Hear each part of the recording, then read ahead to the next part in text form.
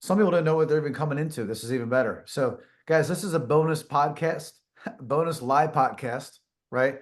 And yeah, we're talking about here we are. This is like Alex was just saying. This is the third speaker we brought in this week. This week, like not like this All in month. one day. Yeah, and one right. It's almost a one day. Craig Siegel, Bucky O'Neill. Now we have Michael Hamburger, and Michael is just amazing. I'm just really excited to bring him on today. And Michael's a very good friends with Michael Burnoff, who I know all of you know Michael Burnoff.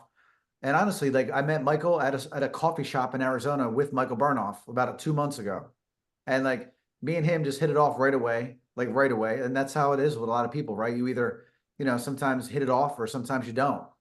But me and Michael hit it off right away, and we were just talking, and we had a couple Zoom calls, and like there's not even any plan. We have nothing to sell you. It's like it's not even about that. It's just that we want to deliver value. And what I'm trying to do, and I think we're doing, like Alex, you just brought this to everybody's attention.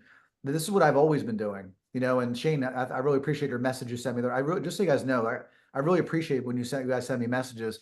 But Shane sent me a message about his son was saying, wow, this brotherhood thing. It's really special, Nick, because you did it. It's your thing. It's not like you and Michael, or it's not you and Fareed. It's not you and Clinton. This is my thing, and it happened from my experience with the church. That's how it happened. So everyone listen to this again, the recording of the podcast. Like most of you know my background, like it was pretty crazy growing up, and I didn't have really a great support system.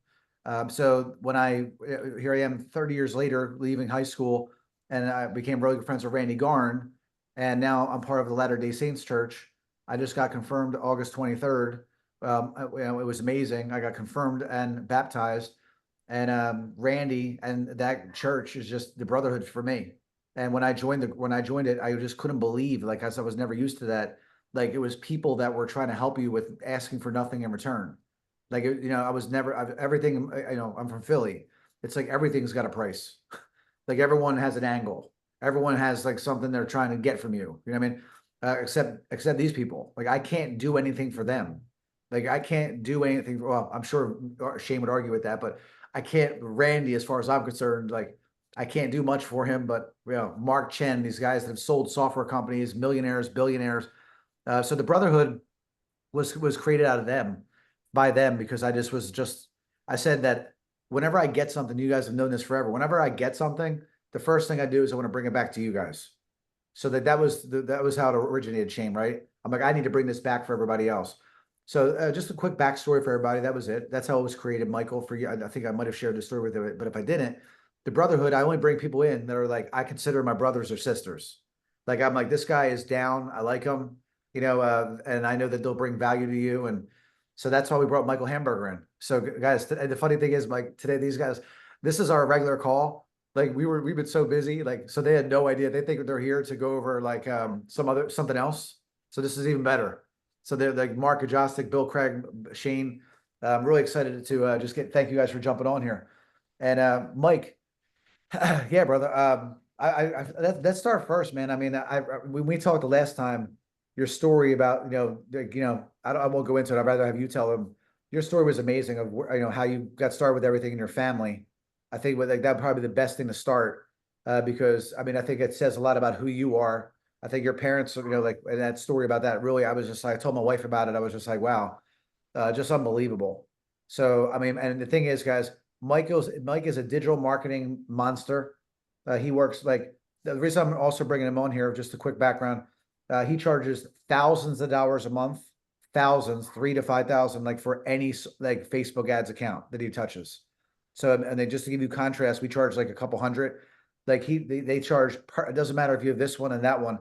So he's a high level digital marketing expert, and we're gonna learn a lot about him. But Mike, let's start first with your story, brother. Like, could you tell us like that story about like your family and like who you are and how you got here? Right on. Happy to. And hello, everybody. Not only are you guys surprised that I'm here, I'm surprised that you're all here. So right on. Thanks, Nick, for this is the new format for me to do live. It's like we got a live studio audience, and I'm plugging into you guys right now from South Florida. I spend my summers on this little teeny island just north, about an hour north of West Palm Beach, or for those of you that may know, Mar-a-Lago's right there. But I live out in Arizona. I've been out in Arizona now for over 20 years. My wife and I have been started our family out there. We spend our summers here. So you've heard of, you guys are from the north, you probably heard snowbirds. Yeah, snowbirds don't work for us. We're seagulls. So we go from hot and dry to hot and wet for the summer. And tomorrow I'll be starting my journey back home with my oldest daughter. We're actually doing cross country this year in my car. We're stopping off like 6 colleges between now and the 31st. I got to be back for the 31st so I can fly out to Nashville for a buddy's 50th. But Nick, thanks for having me out here with your brotherhood and with the podcast. It's my absolute profound honor. I feel a privilege to be here with you guys. A little bit about my background. Born and raised in Atlanta, Georgia. I'm the grandson of four German Jewish Holocaust survivors. My grandparents, all four of them, were thrown on a boat and said, "Get the hell out of here." And most of my family was executed by the Nazis. My great grandparents actually were put into a camp early during Nazi Germany, and because it was early on, they knew people and they had a lot of money. They were one of those few cases actually able to buy their way out. So they traded every worldly possession for a one-way ticket to Havana, Cuba. And then from there, they were able to come to the States once they got sponsored when their kids were all here. So a little bit about me. I started, like I said, started off life in Atlanta. Parents divorced at an early age. Was exposed to a lot of really cool things, and I was exposed to what it was like to have very little. Um, so my parents' divorce was a nasty divorce, and I got free lunch. So embarrassing as hell to be the guy that had to go get the bright orange, neon pink lunch tickets every Monday morning. Why did the kids who bought them got plain white ones, but the kids who got them for free, you could see it from the other side of the school campus. They were so damn bright. But that left a real indelible mark on my life that I knew I didn't want to be poor. And one of the things that I was gifted with from my parents was just a strong work ethic.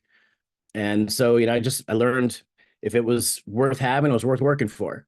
And that motto has served me very well in life. And it's been a roller coaster. I tell you, it's been a hell of a roller coaster.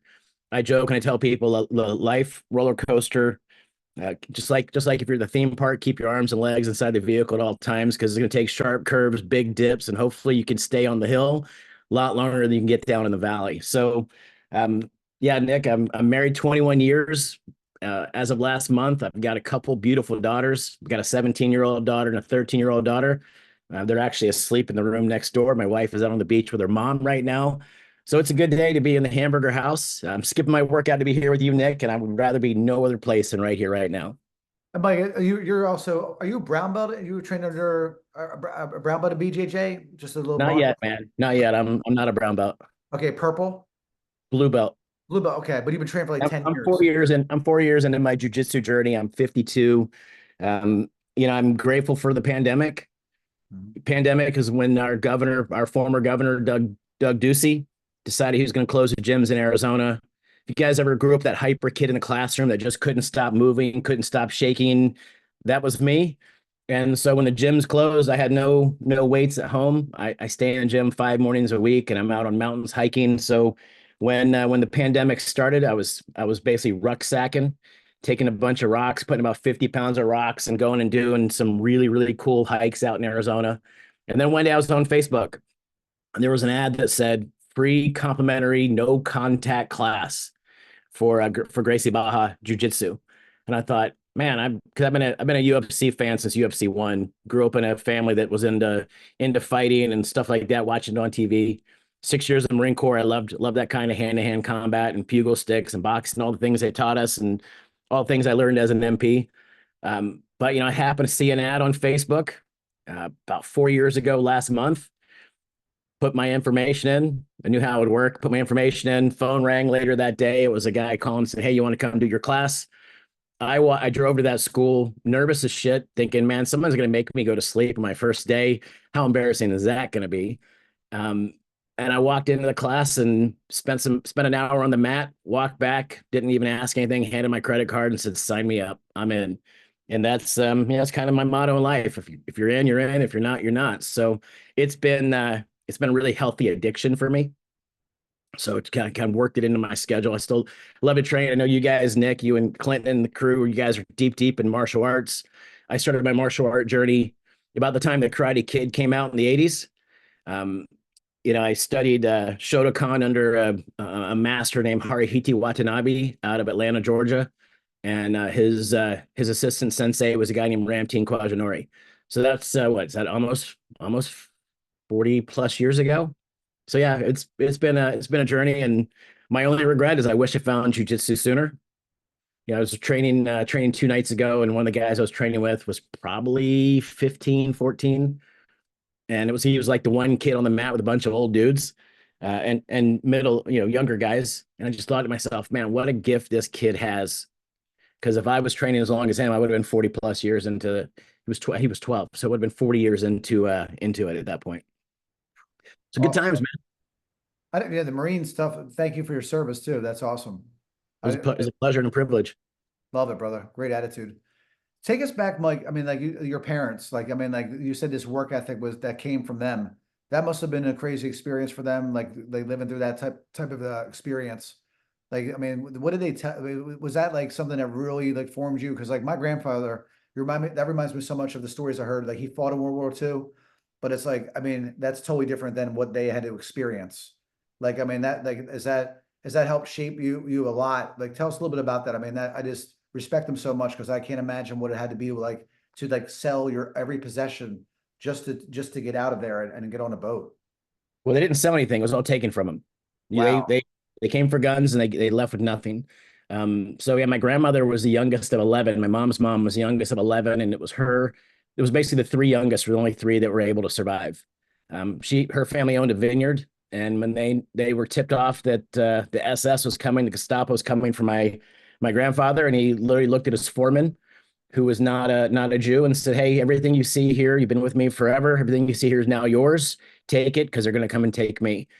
So my grandfather on my dad's side came from a lot of money.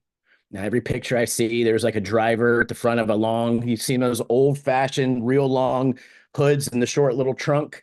And it'd be like the family was standing in the back, all nice dressed, and the driver's in the front, with a top hat and sitting like that, and so they came here with nothing. And I mean, I think he was making like 20 cents a week or something like that, working for a linen cleaning company where they would do like white cloth linen. And they built from nothing to multiple businesses. They owned 3 restaurants in Atlanta. And it's just crazy. So that's just the work ethic that was always instilled upon me. And then about my parents were divorced in probably 6th grade. My mom was diagnosed with breast cancer. And I don't buy people's excuses. I think it's bullshit. I watched literally in some of my most formidable years, my mom had nobody, had nothing, and went and she was working to put food on the table for 2 kids. That's why we had free lunch back then. And then she met my stepdad, who was just an absolute gift to her. But I see people say I don't have enough time. I think to myself, how did my mom raise 2 boys? We were all into sports. We never missed for anything. We may not had a lot of money back then, but we didn't miss for much.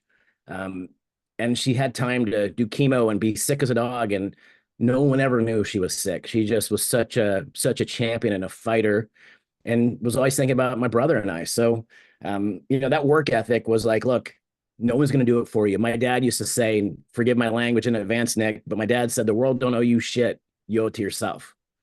And that motto has rung true in my mind since I started hearing it before I turned a teenager. And my kids will tell you, they hear me say it to them: the world don't owe you shit. You owe it to yourself. And I think that's really how we have to approach life. But I think there's a different side of it. Not only do you owe it to yourself, but you owe it to the people that you care about the most, and you owe it to the people that are watching you, that you're inspiring you. I watched the RNC most of this week, the convention, and not to get too political, but the thing that really hit me the most was the indelible mark that Donald Trump has left on his oldest granddaughter. When she said, they've been coming at him, they've been doing this, and they keep trying to tear him down, and Grandpa's still standing. And then she looked at him, she said, "Grandpa, you inspired me." And I look at the mark that my parents left on me, and the mark that I'm hopefully leaving on my daughters. And so, like your buddy Randy left an indelible mark on you. And the story I think that you and I were talking about the other day was my mom, like I said, my mom was dying, and I'd gotten a lot of trouble for stealing my parents' cars. I was really good at pulling the cars out of the driveway because we lived on a slight hill on a cul-de-sac, and I could let them roll down the driveway. in the middle of the night while everybody's asleep, keep the door open, push the car to the end of the cul-de-sac, and then let it roll down the street, crank it up and go. And I got caught because we were dumbasses and driving through yards and running over mailboxes like 14-year-old kids are gonna do, right?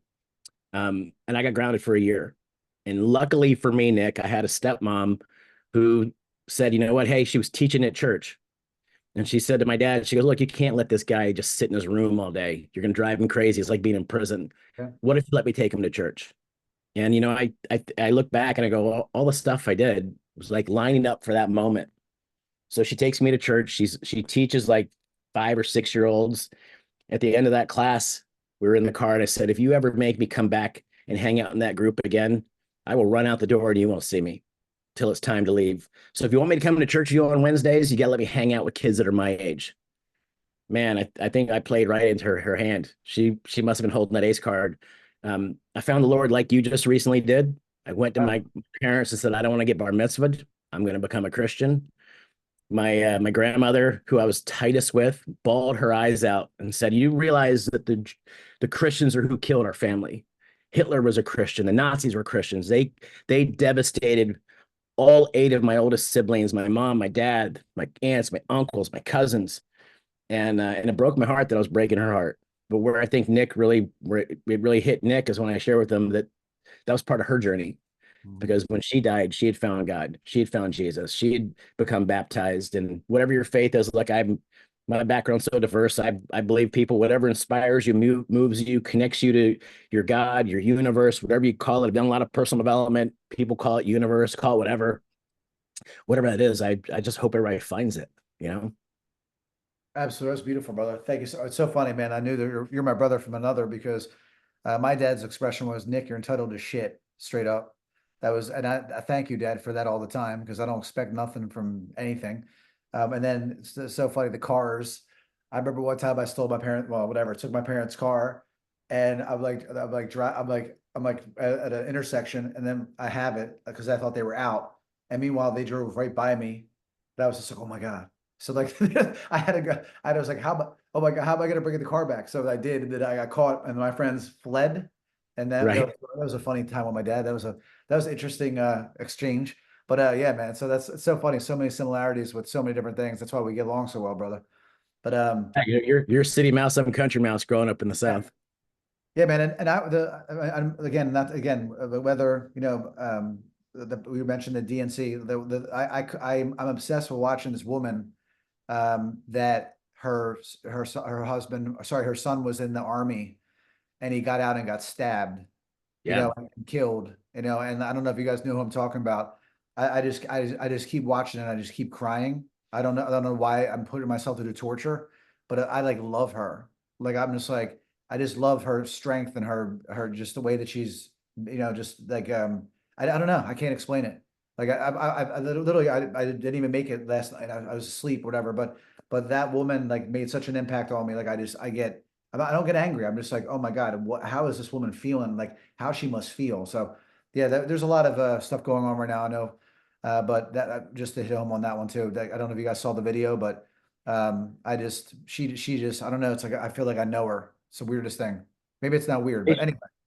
Uh, In case people are watching this in the future, I don't mean to correct you, but it was the RNC, not the DNC. I'm sorry. Because DNC is going to be in 31 days from now. I'm in, man. I'm so sucked into this. In 2016, I got involved in local politics in Arizona and became what's called a precinctman. Um, and it was a good life lesson. What was that? 2015, I guess, is when I did it. So 9 years ago. Pretty good lesson. I've often said, even more lately, I'm like, if it's am I in my right calling? Should I be into politics right now? And I don't know if that's the case, but I just feel like things are happening and I don't like feeling helpless. So I feel like something's going to change. My wife grew up with Marjorie Taylor Greene, who's a very outspoken politician from North Georgia. It's been crazy to watch. We're living in interesting times, and I think you're going to get way more interesting over the next 5 years. Yeah, I think so, brother. So yeah, but anyway, man, I want to ask you a couple questions about like your marketing because I love what you said the other day. I think this is another thing that we're so relatable on. like I guess people identify me as a marketer, which I don't really think that's who I am. And you said the same thing. You're like, you do digital marketing, but that's not really like, that's not really who you are. Like, like, I mean, you have marketing prowess and you have a marketing company, but tell us a little bit about, like, I know that you had that situation with your partner too, and you mentioned roller coasters. I think it's good for everyone to hear this.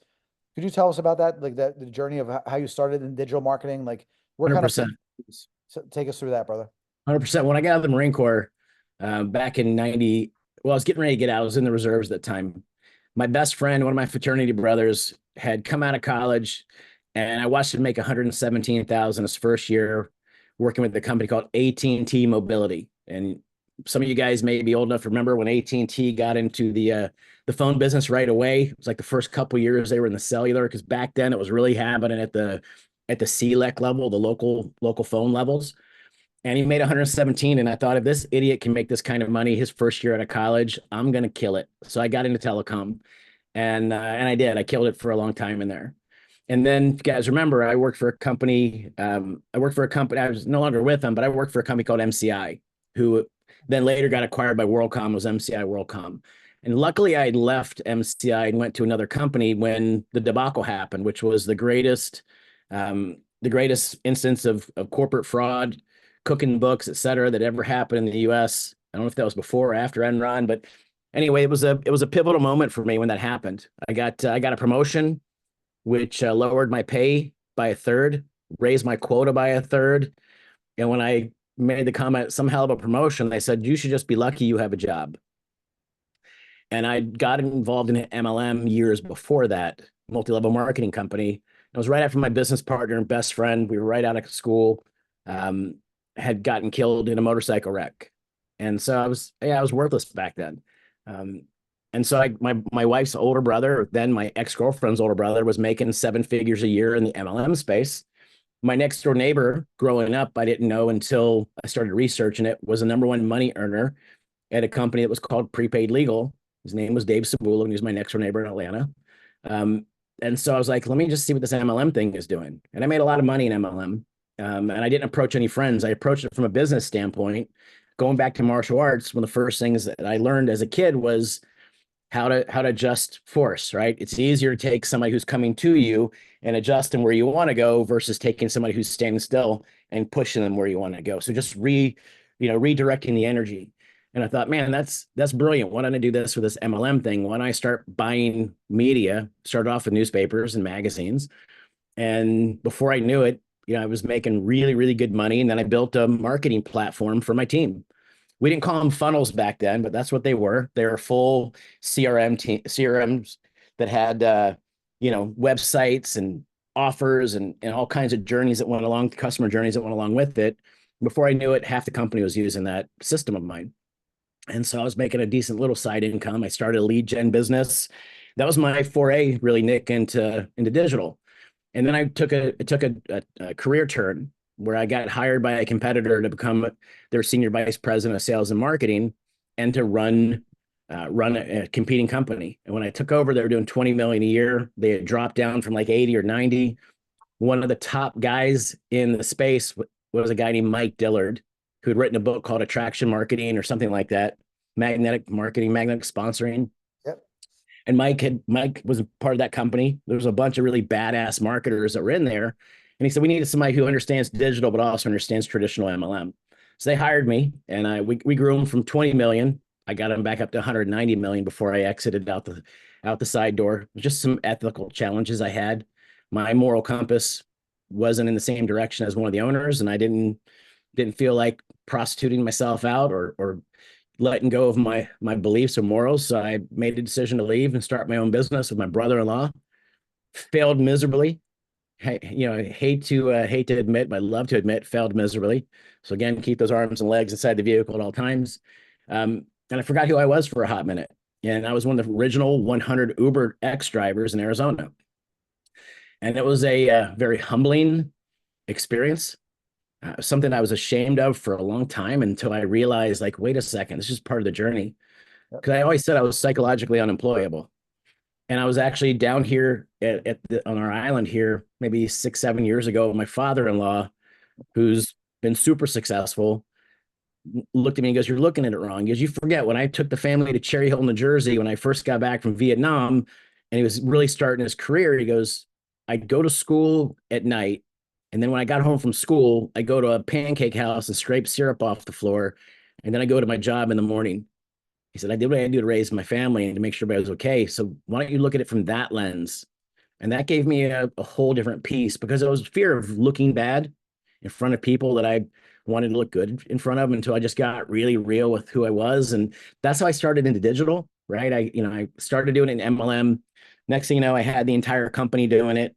Um, and just did it for a lot of other people. I was running a company called Tech Academics with Chris Record. Chris is chief sales officer, was the last role I had before I started my agency back in 2017. And I'd done over $1 billion in sales that I was directly attributed to me, whether it was the MLM field, other people, personal sales, kind of added up. I'm like, that's $1 billion with the B, not too shabby. So when I started the agency, it was really a disruptive agency. We were deep into ClickFunnels. Facebook and Instagram ads weren't called Meta yet. That was really our core component that we did in house. I was farming out all of our paid Google and all of our SEO, all of our dev work. And I bumped into a guy that I knew, had met 20 years before, that we ran around in a lot of the same circles, but didn't know each other very well. And that company that I was running, I tried to hire him to be part of our digital team. And so we bumped into each other. We had the same client, largest mortgage company in Arizona. He saw my funny last name Hamburger on a business card on the guy's desk, mutual client. He was building an app for them, and I was doing all their funnels and SEO and websites and whatnot. And he said, "How the hell do you guys know Hamburger?" And my phone rang, a few hours later, and it was my business partner now, Ross, saying, "Hey, I hear you're in the digital space. Let's go lunch and see what each other's doing."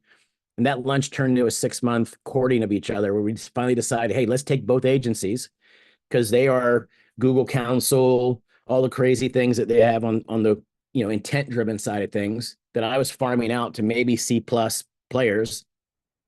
At worst, they were A minus when you grade the type of team that he had. So like 6 months into it, we say, hey, let's put the two companies together. And this is before people knew how to make Facebook and Google really work together. We put it together. We got on Zoom. I remember the first Zoom. There's both of our teams combined. It was like the Brady Bunch for you guys that are old enough. People kind of looking around. Which one of these knuckleheads is going to take my job? Who's going to be here when the dust settles? And I could feel it actually on that first Zoom. As hey, nobody's going anywhere. We're all playing together. We're going to build this machine, guys. This is the walk out to one of the Apollo rockets. Remember this moment because we will never be this small again. And it was a pivotal moment, man. We really figured some things out and were able to make, as Ross likes to say, 1+1 = 3. And then I said, no, man, I love that you've got that X factor, but 1+1 in my world's 11, right? So, that's been kind of the goal. We've been blessed to do some really cool things. We helped market a Picasso that was found up in New Jersey by somebody whose uncle had passed away and said, "Don't forget, look under the sewing machine." And it was a long lost Picasso. We built funnels for that and helped them market that to sell it. We've helped launch some major brands that you guys have heard of. Took companies from 100,000 a month to 2.4 million a month. It's just been nuts. And, I'm just kind of sometimes I scratch my head and go, is this real? And it's like I get on Zooms with our team and think, man, what did I do to attract all these just badasses? Like I'm not a marketer. I'm a sales guy. I'm a visionary. I've just figured out, if you guys have all read Think and Grow Rich, when Napoleon Hill talks about Henry Ford having all those buttons under the desk. Yep. I think it was like God, it's been a few years since I read the book, but I think he was, in front of a jury or in front of a judge, and they were questioning him about all the experts. And he said, simple, I need to talk to somebody about something. I push the button that's related to them. Minutes later, the door opens and they come in and there's my answer. I kind of see myself more as the Henry Ford. I don't do the button pushing or the keystroking or whatever you want to call it anymore, the heavy lifting.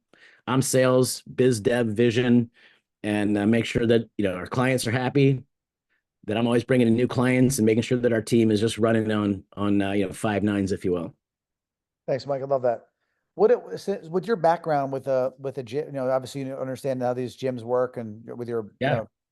what would you say, like, so for these guys are all gym owners, like Google, Facebook, Instagram, like, I don't know if you want to go into each individual one, but what do you think is the most important thing, or like for these guys to tie it all together? Like, being that you understand how these gyms work, like, could you give us a little bit of background on that? I think these guys take their notepads out and get ready for some notes because he's going to give you some bombs. Well, 100%. My schools in Arizona that I attend and I'm a student of are the Gracie Baja Arizona Project, and it's owned by two incredible masters, or sorry, professors. 5 or 6 time world champion Flavio Almeida. If you guys are into MMA, his older brother is Ricardo, and so Flavio is called Little Dog. His business partner is Professor Dave Weber, I didn't wait. and Hold on a second. Flavio is known as Little Dog. Little Dog. I did not Yeah, know that's why they call Ricardo Big Dog. I love because Ricardo's from near me, and I'm really good yeah. friends with Ricardo. I never even knew that it was Little Dog and Big Dog. Sorry, just had I did, Oh thank you no, for sharing that.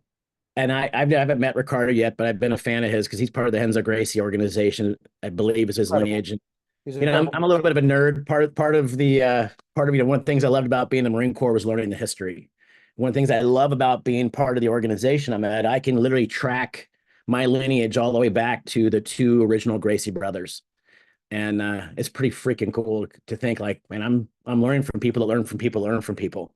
But we were in a fight to win, which is, if you guys have never been to one of those, it's a jujitsu fight that instead of being a tournament, it's like music and lights and everybody comes out and there's smoke and it's kind of cool, right? And I'm sitting watching some of my guys that I train with fight, and I'm standing against the wall with Professor Flavio, and we've been talking about digital marketing for a while, and he goes, Michael, do you think digital marketing works?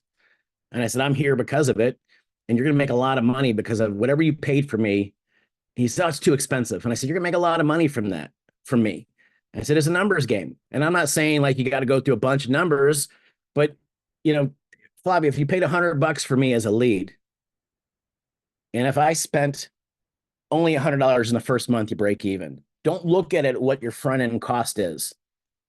It's got to make sense before it makes dollars. Write that down. It's got to make sense, and not like sense with a C, but sense with an S. It's got to make sense before it makes dollars.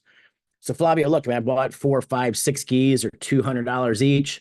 I bought enough swag gear to probably $2,000, $3,000 worth of shirts and t-shirts and hats and that kind of stuff. So if you look at it and go, okay, what does it cost me to buy a lead or to buy a customer? We call it a CAC, client acquisition cost. If it costs them $1,000 for me to come in, take that $1,000 and divide it by $200. That's how much we charge. I pay about a month, a little bit less. How many months does it take for me to become a profitable lead that goes from red to black?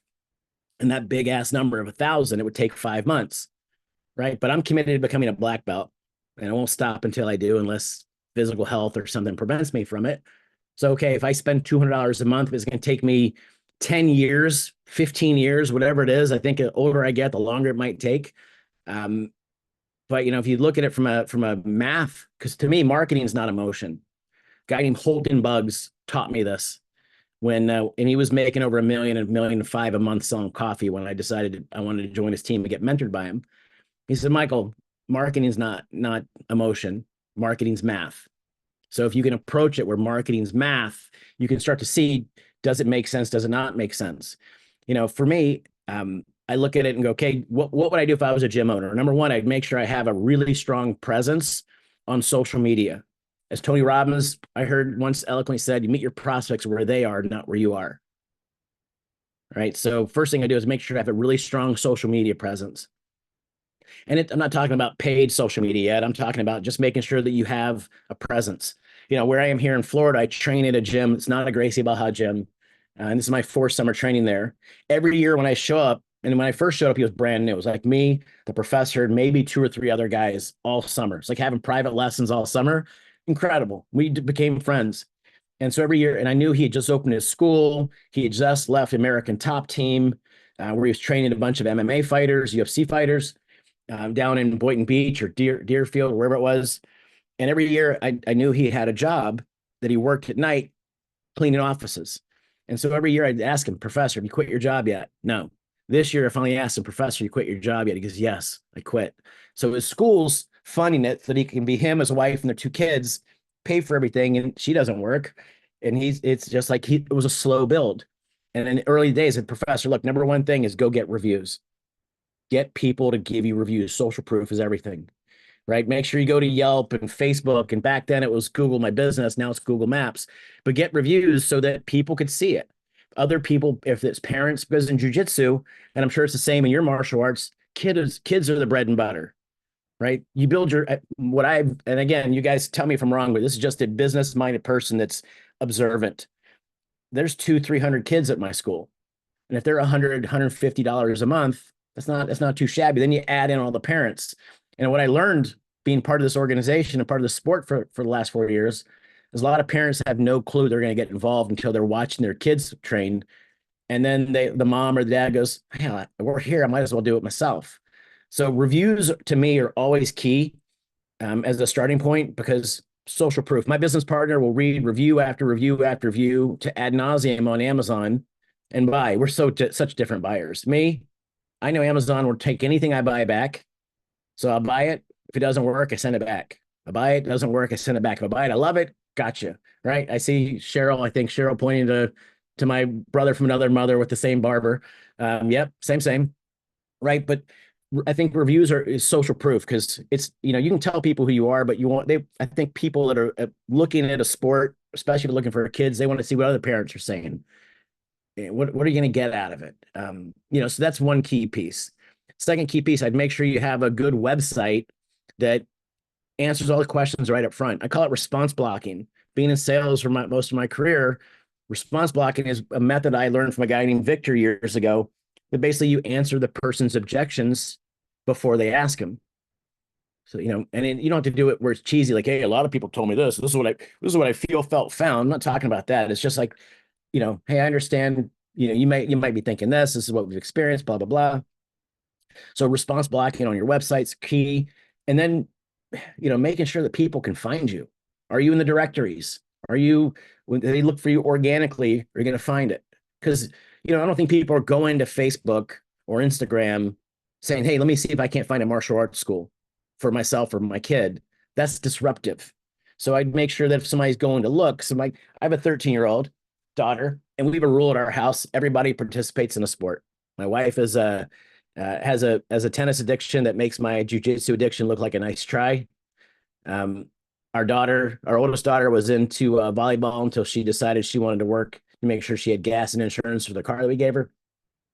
And so I was looking around for my youngest, saying, "What is it you want to do? You've done soccer, you've done, all these different sports, parkour, gymnastics. We thought maybe, some kind of self-defense." And I was looking at other schools. And then all of a sudden she's like, "Dad, I want to do jujitsu." Right. So it was kind of cool to see that. But, going back to my whole point is making sure people can find you. I was going to Google looking up martial arts. I wasn't going to Facebook or Instagram, though my feed is littered with watches, cars, things that are, prosperity type things, a lot of martial arts, a lot of jujitsu, a lot of people with guns. I'm into that kind of stuff. Probably like a lot of other toxic alpha males, wink, wink. But, now that they can find you organically, we've talked about reviews, we've talked about social media, even if it's just putting a video camera down on the mat or doing some instruction, stuff like that, where people can find you. And I'm not even going to talk about AI yet today. But at some point, you got to pull the checkbook out. You got to pull out that credit card, those 16 digits, and start. You don't have to start big, start small. If my school spent $1,000 for me as a student, though they didn't, I know the numbers are probably closer to 25 as a closed deal. They're still making money from $1,000 sale, and you don't have to find 100 people to do this. You just got to start working the numbers.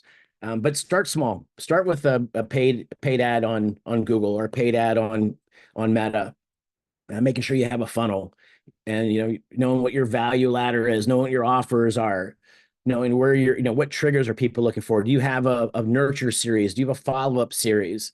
Things like that. So those are critical.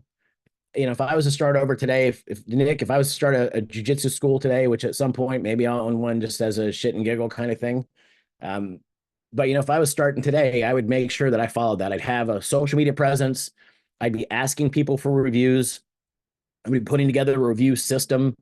You gave me a walkthrough of my manager, you and Clinton did a month or two ago, and super impressed with what you guys have built. Congratulations to you guys for such a cool tool. One of the things I was most impressed with, it's like your command deck, your Starship command deck, where everything is in there. Everything you need, what I saw was in there. Cute Yorkie. Grew up with Yorkies. They're the But best. they're cool, super cool. Mine just couldn't ever outrun my stepmom's car, unfortunately. Um, yeah, so having that entire infrastructure ecosystem and then being able to tie it in with different pieces, attribution, knowing what your numbers are, knowing where people come from. Again, you don't have to be super technical, I believe, to use my manager the way you and Clinton have put together. A lot of cool tools. But you just got to understand from a number standpoint how much you willing to pay for a customer. Like if your school charges, a setup fee, I can't remember what you guys call it, initiation fee, where you get your gi and all, your other stuff that comes along with it. And, maybe a t-shirt. Like I told the guy here in town, I go, listen, first thing I do if I'm you is I go buy a bunch of inexpensive t-shirts and I factor that into the startup. And he's, why is that? And I said, because then you've got people that are basically walking around as billboards for you. One of the things that's really ingenious about the affiliation I'm with is we have a huge store, and there's people that wear their swag everywhere. We have to wear a certain uniform. You can't just go buy a Jocko Willink Origin gi. It's got to be a special, company gi or team gi, like it or not. That's the way it is. But I would get people out there, they're walking around, they're talking about it. Oh my gosh, Alex Ormaza is doing, you got on this shirt that says whatever your school is. And Ben's got this other, you guys, people walking around, they're going to ask you about it. When I travel, and I travel with my company shirt on, no one knows what that says. And I've got tons of different logos they say things, don't say it. Number one, I do it because I want to make sure that I'm traveling for business, that a picture I take shows that I'm actually traveling. But then I also want people to ask me. I've had people go, "What is that EZzy thing?" And I go, "It's easy. Actually, you pronounce it easy." And I've had people, so many people ask me about it. Hats, gear, whatever. But you, no one's going to promote you the way you're going to promote you, unless you find zealots that are going to do the exact same thing. I've noticed that in jujitsu, and it's probably the same in your schools, but the students are the ones who do the most of the recruiting. We're always asking, there's a new husband that comes in or a new dad that comes in. Hey, you going to join us on the mat? My wife finally kept telling people, like, stop asking me. I don't want to get sweaty. I don't want some chick rolling on me. I don't want to get her sweat in my eyes or my mouth. I'm a competitive tennis player. Stop asking. And, but it's just, you surround yourself with like-minded people, no different than you and I, Nick. We met each other at coffee. I was there with another guy. We were discussing me being a guest in this podcast, and burn off calls and says, where are you, man? And he's like, I got a couple guys in the car I want you to meet. I mean, that's a warm introduction, and that's no different than what you get from your schools if people are wearing shirts and asking questions. So just think of it as a comprehensive 360-degree marketing plan. You've got boots on the ground, flyers, all the old school stuff. I believe in yard sale type signs. Put them on street corners, you name it. I mean, look, I'm a guerrilla marketer through and through. So, digital just helps to do all the guerrilla stuff, but helps it expedite it and do it at light speed or Mach speed versus the slow, arduous, old school way. And having a system like what you guys, you actually can be able to know what your numbers are. Know, like understanding numbers. We helped launch a company called Pax or Jewel. You guys may remember it. It was an e-cigarette. It's before they were bought by the company that was owned by Marlboro cigarettes. And we had to know what our numbers were, right? We had to know, and it was all SEO because it was a tobacco nicotine product. And, we helped those guys go from 100,000 a month to 2.4 million a month. We were working with the same team that runs all the branding for Harley Davidson motorcycles, and help those guys launch. And it's like, you had to know what the attribution numbers were. You had to know where people were coming from. We got involved in the Vans Warped Tour and got the musician The Weeknd involved. And it was just like that whole comprehensive part, all driving one thing. How do we drive more people? And it was that last mile. People were Googling best e-cigarette or best vape. And so we were looking at really that last golden mile, if you will. And then we're putting together these all comprehensive systems that were like, people calling it the I'll date it here, but they're calling it the iPod of vapes, right? So it's been a while since there was an iPod around, but it was the iPod of vapes. But again, it goes back to just really hitting it from any and every aspect possible, because you never know where that next lead is going to come from. It takes one student, one right student come into your school that can change the entire financial dynamics. It takes one customer that, has a great experience, brings in other people, and next thing you know, you've got, 30 kids that are all from the same school, or a bunch of kids from the same neighborhood, or a bunch of parents that like to train together. Just cool stuff. I could go on for hours if you let me, man. No, listen, because we're very similar to the guerrilla marketing approach. Like, especially for the gyms that are not spending money, they're not on Facebook or Google ads. You have to hit email, yards. I mean, every possible way. I mean, if you're not spending money on ads, Mike, I do want to ask you one more question about SEO. So, Sure. like, again, just so these guys understand, like, because people were like, oh, is your website SEO or whatever?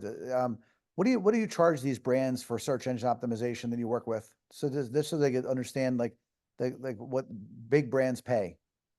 Well, it depends. So, our SEO, the way that we have it designed, we're not a packetized company. So we haven't, SEO is not like, it's a small number, it's a big number. For us, we look at it from what's actually needed. So Right. this week, I got an RV park out of Arizona that is near one of the mines, and a lot of their miners would live in their RV on the RV park. They've since been moved to a mine in Virginia, so they've got a big gap there. So we looked at his website. He has zero authority. He's a 2 out of 100 when we use our third-party attribution tools to look at things, or research tools. Pay attention. So 2 out of 100, which means their website sucks.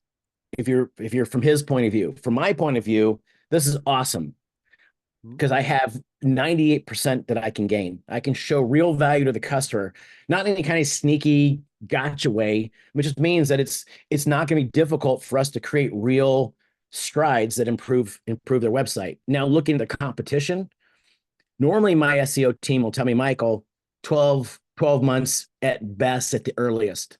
We looked at this 2 days ago. I met with the client yesterday, a prospect yesterday, and said, look, this is the first time in all the years that this guy's been part of my team since August of 2018, came from my business partner's team. Incredible, brilliant guy. And he told me 3 to 6 months he could actually have real ranking, front page ranking, 5 keywords, on site, off site. We'll do a different web page, basically what we call a silo page, for SEO optimized silo page, all keyword driven, real content written by Americans, where English is our primary first language. Go figure.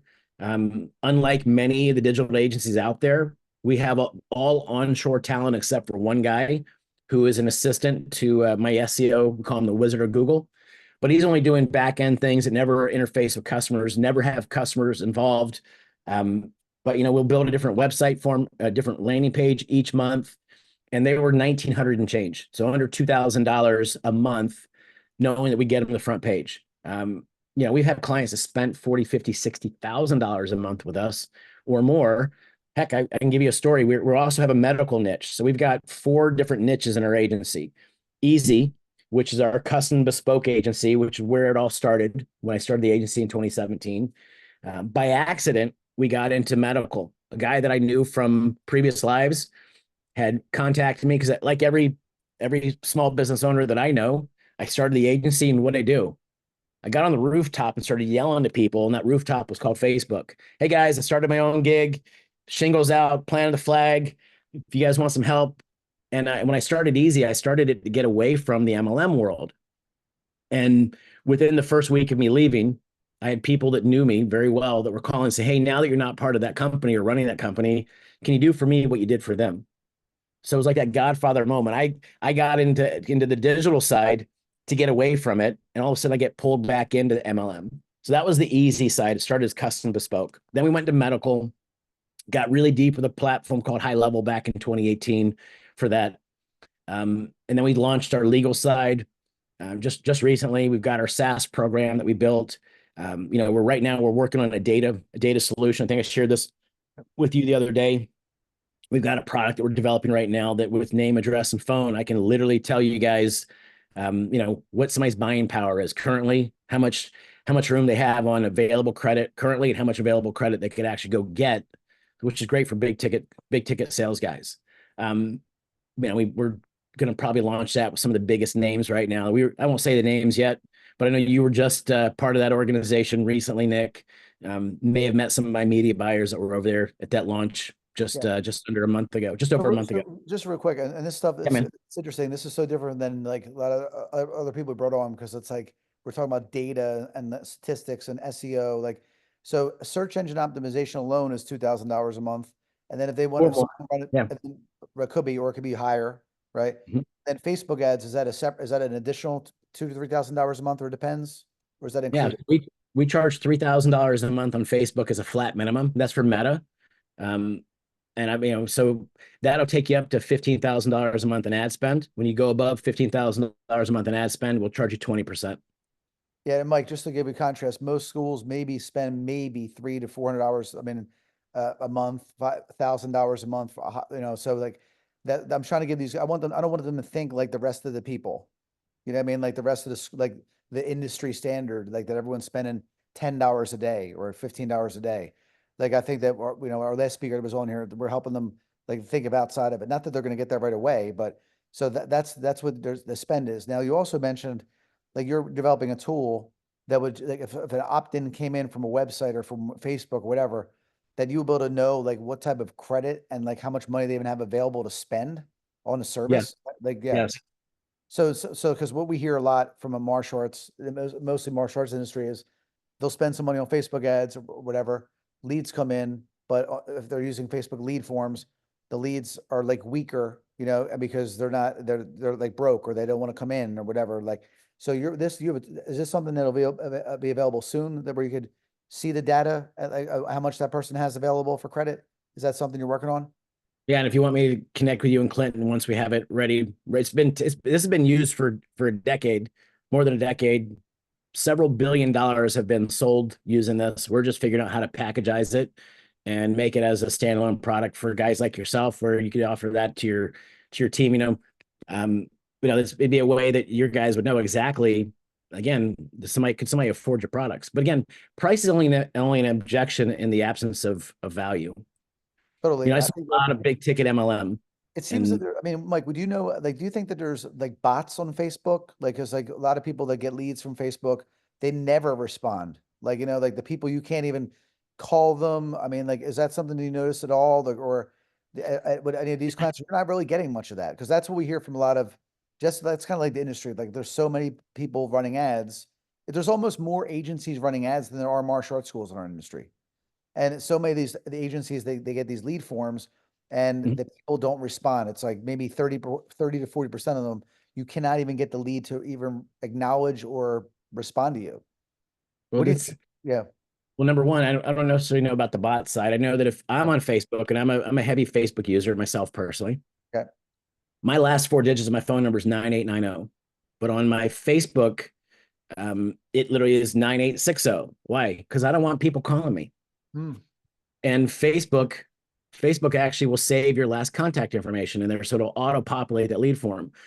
I'm not a big fan of lead forms all the time. I've got some TRT companies that we work with, testosterone replacement therapy type guys that we work with, and IB drips and stuff like that. And they're coming to us and they go, man, these lead forms are just kicking our ass. I'm like, you're not doing it right. Your value prop's not right. You don't have a real good customer journey, because a lead form is a real easy way to do it, and it's an inexpensive way. But is it really? Is it really inexpensive if it's costing you got to go through 30, 40 people to get to them? Now, a guy that spent most of my career on the phone prospecting, yeah, I'm a big believer that leads are like your in-laws, or they're like fruit or fresh fish. They start to stink if they sit around too long, right? And so my suggestion is make sure that part of your process is to follow up those leads within 24 hours during the week. Now, I don't necessarily make phone calls on Saturday and Sunday. Somebody hits my website on Saturday or Sunday, I'm going to call them on Monday. But I've got enough automation built in that it'll do a lot of that heavy lifting for me. My suggestion, Nick, would be, instead of just doing a lead form, create some kind of educational piece where it's an ethical bribe. You're willing to trade something for real for their real contact information. Well, how do you do that? Number one is you don't make it so it's a download. Hey, part of it's going to email it to you. So that way they've got to give you a real email address. I hate when I have to give my real email address, because I know the game. I'm one of the guys who's got chips on the board playing the game. But if I really want that, I'm willing to give them my real contact information. Is there other ways of doing it? Absolutely. But think about think about it from not from your perspective, but think of it from your buyer's perspective. I think far too many times we look at our businesses from our point of view and saying, hey, I want to sell you something versus they want answers, they want to buy something. If you guys have seen the movie Madagascar, there's a part where the lion, I think it's Ben Stiller, is really hungry, and his best friend Chris Rock is a zebra, and all of a sudden, Ben Stiller keeps looking over at Chris Rock, and instead of being a zebra, he's a giant piece of steak. And I think that when business owners get desperate, they see steak and instead of seeing value. What can I give you that makes your life better? Because if I can build know, like, and trust, I got you, right? Not in a bad way. I got you. I was at a mastermind out in Vegas end of last month, heavy mastermind. We paid a lot of money to be part of, and I went and said, you know what? My business partner, Ross Denny, and I thought, instead of going there like every other schmuck who's looking to be needy, buy my stuff. How do I make you buy my stuff? How do I get you to be interested in it? We approached it from a different value base. We said, what can we do to add value to every single person in there? What can you do to collaborate? People say, what are you here for? I said, collaboration and partnerships. And what the moment you find out, again, it goes back, a book like How to Win Friends and Influence People. Be interested versus interesting, right? What you're asking someone about what they're looking for. So in your world, guys and gals, think about maybe a quiz funnel where you're asking questions. What brought you here today? Is it for you? Is it for your kid? Is it for someone you love? Is it for a male? Is it for a female? What's their ages? Did something happen that's caused you to start looking for a martial arts studio? Is there bullying involved? These are relevant questions, and then you start asking those questions. It's like you got you got your lure in the water, and a parent comes up and you start asking those bully questions. Boom, you set the hook. Now you got them, right? You educate them. Hey, maybe you guys have seen some before and afters in your schools. Yep. Again, personal testimonials. Yep. Take this little Steven Spielberg machine right here and start asking people questions. Maybe you ask them the day that they sign up, five questions, and say, hey, by the way, we're going to give you a free t-shirt, school t-shirt, or whatever the tchotchke is. Find something inexpensive. You can have t-shirts made for $4. These don't have to be the really nice ones that you sell at the super cotton ones. But you could just get an inexpensive t-shirt. Say, look, if you'll answer these 5 questions and agree to answer the same 5 questions or the next 5 questions 2 months from now, 3 months from now, are you committed to doing that? And then give them something, right? But you get them involved. So you're asking questions where they want to provide you information. They become really the person that sells themselves. You're just a facilitator by asking questions. And I can go on for hours about that. See, I love this stuff. I could talk about marketing for hours, but yeah, no, we're limited on time. And plus, Mike, I want to see if the audience has any questions for you at all. For sure. They want to jump at you in it with anything, guys, whether it's digital or anything else Mike talked about. But Alex, did you have any questions from Mike in regards to anything we went over today that you want him to answer for you? I don't have any questions. Just comment. Real great insight. I love your journey. Very powerful testament to coming from such a troubled background and I mean, rich family history. It's very motivational. So kudos, brother. Thank you for your time and keep rolling, brother. Keep putting in those hours on the mats. It's beautiful medicine for sure. 100%. Best therapy on the planet. Man, thank you. Thank you. Cheryl, I know Cheryl always has questions. Do you have any questions for Big Mike? If you don't have it, it's okay. But no, I was just wondering, do you know if there's any like specific like IG tags that you would use for fitness? Like in regard to maybe like women. Well, what first thing I do is I go look at what other people are doing first and foremost. Start looking at you're talking about hashtags, correct? Yes. Okay, I just start playing around with it myself and start seeing what's showing up and seeing which ones you would really resonate with, and then starting to see the count. So you click on a hashtag on the search, it'll tell you how many hashtags it finds. Right. Or even as you're starting to type it in a hashtag, you'll see it'll try to give you a suggested autocomplete. It shows the number count there. Whether I'd pick a high count or a low count, I'd pick a high count. But then what are you gonna do to separate yourself from the others? I guess that's kind of where we are, because like when we do the hashtags, you'll see one like, oh, this one's got like 1.9 million, whatever. But it's like, okay, how am I going to get lost in that 1.9 million? You know? Yeah. So Yes, you will, but it only doesn't take, you're not looking for 1.9 million people to show up at your school. I'm Right. guessing you're not even looking for 0.0001%. So I'd look and see, like, number one, I'd look from a geolocator standpoint. I'd definitely put in your hashtag, your city or the cities around you. One of the things that I do is I'm on a Macintosh, so I can't, on an Apple machine, I can't tell you if this works for PCs, but there's a keyboard autocomplete. So I have built all my hashtags in. If I type hash MKTG, which is short for marketing, it does all my marketing hashtags if I want to put them all together. Or I would do hash EZMED, shows all my medical marketing hashtags, right? So just some things to do so I don't have to do them over and over again. I keep a running list of different hashtags that I'm running with and working with, and then I pull them there. That way I'm not trying to come up with them. But right, hopefully that helps. But Very much. Thank you. I'd look to see what's going on in your area, because your competition isn't what somebody's doing outside of your area. Your competition is probably within 30 minutes of your dojo or your school. Yeah. Hey, listen, we've been talking, the other thing too for Instagram, we've been talking about, I love the local one. Yeah, absolutely look for locally. And when you see the ones that are showing up locally, you should message them and see about collaboration. So that Oh, way yeah. they follow the porn stars, share for share. Yeah. That's Yeah. the, yeah, Reach out that's to a what they couple do. people for that. Yeah. Yeah, because they'll share your offer with their offer, and then that's how you tap into their audiences. Yeah. Cool. All right, Thank you. so no problem. Shane Simpson, any questions, my brother? All right. Bill Craig, any questions, bro? Yes, yes, I get bombarded with emails from people saying that they've looked at my website and they can do SEO by making the search engines better, and they can build me a new website. And when I know it's already working great, like I can Google the obvious keywords and I always come up #1 on the first page. Are these legit? Or are they just people trying to get cheap business? Yeah, I think it probably a little bit of both. Like I have a dedicated team. So my avatar or my desired customer is probably a little different than yours, or a lot different than yours. But I've got a team that works specifically that goes on to LinkedIn to get appointments for me, right? So that's probably very similar to what you're experiencing, Bill. But I just say be leery, be cautious, but don't be so cautious that you don't take action. Inaction can cost you way more than action sometimes. Thank you.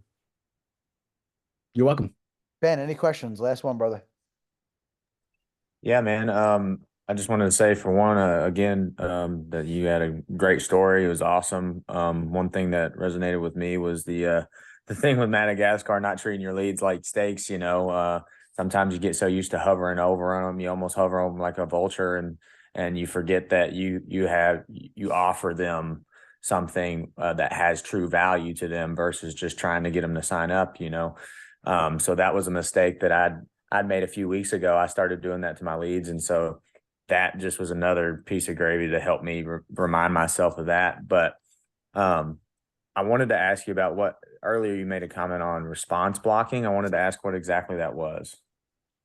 Great questions. Thank you, Ben, for the comment and the feedback. So what kind of school do you have, Ben? I have a karate studio. Okay.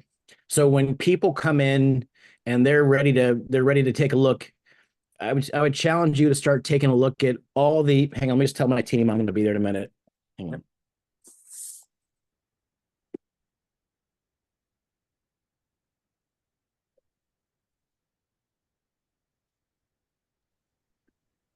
All right. But I would write down all the reasons why people tell you they're not gonna move forward and join. Because it's not going to be, you're not going to come up with 8 million different answers. It's probably going to be 10, maybe 20. Can't afford it, too hard, too sweaty, whatever it is. And I'd start writing those down. And then how would you overcome those objections? That's what I'm saying by response blocking is once you know what the objections are, you want to block their responses. How do you do that? You incorporate it in part of your pitch. And it's not, you don't have to be like, hey, a lot of people say it's so hard, and this is what we found. Again, this goes back to my old school feel, felt, found. Yeah, I know how you feel. A lot of people feel that way. I felt that way. And what I found is blah, blah, blah. But go back to your response blocking and just kind of incorporate into it so they don't even have to ask the question. Because it may come out of their head and they go, man, it's too expensive. But before they can even ask that question, you're talking about, how it pays dividends. Because we all know, look, we all know what martial arts does to people: discipline, changes their lives, gives them purpose. They stay on a straight and narrow. Look at a guy like Joe Rogan, who's an anomaly, right? But he didn't drink all through high school, didn't do drugs through high school because he was so ingrained with his kickboxing, right? So kept them straight and narrow. So going back to your responses to their objections, you incorporate that into your pitch. You incorporate that into your talk as you're giving them a tour. And then you also know what, if they do ask the question, it's not like you're just pulling it out of the ether. It's part of it's part of your EOS or ethos, right? So it's like, boom, here you go. I'm glad you asked me that. Boom, here we go. Here's the answer. Yeah, that's great. That makes it less about dollars, and they're more about where do I sign up versus like, oh man, they're penny crushing, and they're like, man, I got to be a part of this, and that's something to do credit to Nick too about creating a movement where people just have to be a part of it. That's awesome. Right on. Great question. Thank you. Yes, sir. Mike, thank you so much. We could talk for hours. I think we definitely want to bring you back again to talk about this thing that qualifies people's leads and find out how much credit they have. That sounds really interesting. And even some search engine optimization stuff, I think I got to bring you, because that's like a whole call on that. Like, I think that people, like, if we can give them like free tips on, how they can optimize their site next time, just on like free things they could do without having to spend thousands of dollars a month for search engine optimization, that might be a cool topic to bring it back again on. But guys, let's give Big Mike a hand, everybody. Michael Hamburger, thank you, Mike, so much for giving us an hour of your time, hour and 15 minutes. And I could talk about guerrilla marketing all day long too. I think just really great stuff you went over with everybody. And like I said, I'd really like to tap into that other stuff you have next time, the search engine stuff. Me too.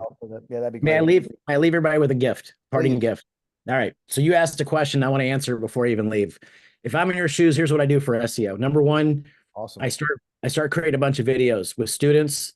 I create instructional videos where I'm teaching maybe a move or something, or interviewing a parent, whatever it is. Record it. Then take that video recording and transcribe it. And then put it on a blog somewhere, put the video with the transcription. And the transcriptions are for those people that really, they don't want to watch a video, they want to read, wink, wink. Really what that whole transcription is for, because I know most people want to watch a video. Don't make the video long, 8 minutes max. You might go to a part 2. If you've got a 30-minute video, break it up into an 8-minute slot, and then the rest of the video, right? Because I don't know about you guys and gals, when I go to a video, the first thing I do when I hit play is I look in that right corner to see how long that video is. If it's too long, I don't have time for that. But anyway, I'm going to get you in and out of here real quick so I can make my meeting. You guys can move on with your day. Take those videos, transcribe them, put the transcription on your blog, and go download a tool called Yoast. It's free. Yankee Oscar Alpha Sierra Tango, Yoast. Yoast. It's a WordPress plugin, and it's going to give you red light, yellow light, or green light. You're going to put in what your keywords are that you want to optimize. This goes back to Cheryl. Cheryl, it's where you put in your geotags in there as well. So if you're in, I don't know where you guys are, let's pretend you're in Boston because it sounded like Bill Craig had a Boston accent. Yeah, it's hard to miss. Hard to miss, buddy. And I'm more Ben speed. A little bit. I'm the fastest talking redneck you ever meet, though. But in there, you basically put your keywords in, and then as people are looking for you, they're going to find that video, put it on YouTube. It's the second largest search engine on the planet. It's owned by Google. Repeat after me. Google loves Google. So they're going to always put their products before they're going to put someone else's. I would put that video on YouTube. It's probably the only time I put videos on YouTube is for SEO and for lead gen. Otherwise, I put them on private players like Vimeo. But having that audio, having that video, and then having that all written out, that becomes part of your SEO. And do a lot of content. Doesn't take a lot of time. You don't have to go through and have hour-long presentations. It's just little quick 5-minute presentations, and boom, there it is. Put it on Instagram, Cheryl. where people can see your videos. Other parents are going to do their due diligence on you. They're going to find it over there. If they resonate, they're going to sign up for an intro class. If they don't, they'll move on. But you know, it's free advertising for you right there. Mike, That's it. this is where you'll be. The exact tactics, we do that. So we're gonna do the exact same Beautiful. thing you said.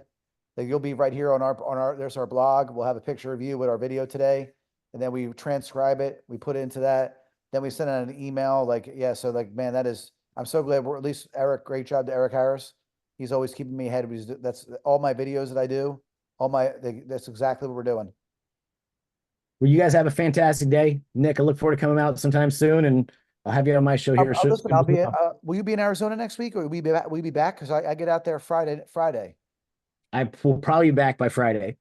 Who knows? The plan, we're stopping at this school, that school, you know, hitting 2 or 3 schools in Florida, 2 or 3 in Georgia, and then starting to make our way back west. And Mike, aren't you driving so that way you could bring some ammunition back too? Yeah, I may have brought some weapons with me. But yeah, man. So listen, text me because like we'll be out there. I think we get there Thursday, right? Arizona next week, Thursday. Friday. We get there Friday, Mike. Let's try to hook up, brother, for sure, man. You All got right. it. All You right, guys bud. be well. You guys, can I share my contact if anybody wants to find me? Absolutely, guys. Awesome. Put it in the chat right there, guys. Michael Hamburger, put it in there, guys. One more round of applause from Mike. Please give him a shout out in the community too, guys. Give a shout out for again 2 podcasts today, guys. Man, awesome content. Thank you so much, Mike. You got it, brother. You guys be well. Thanks, Mike.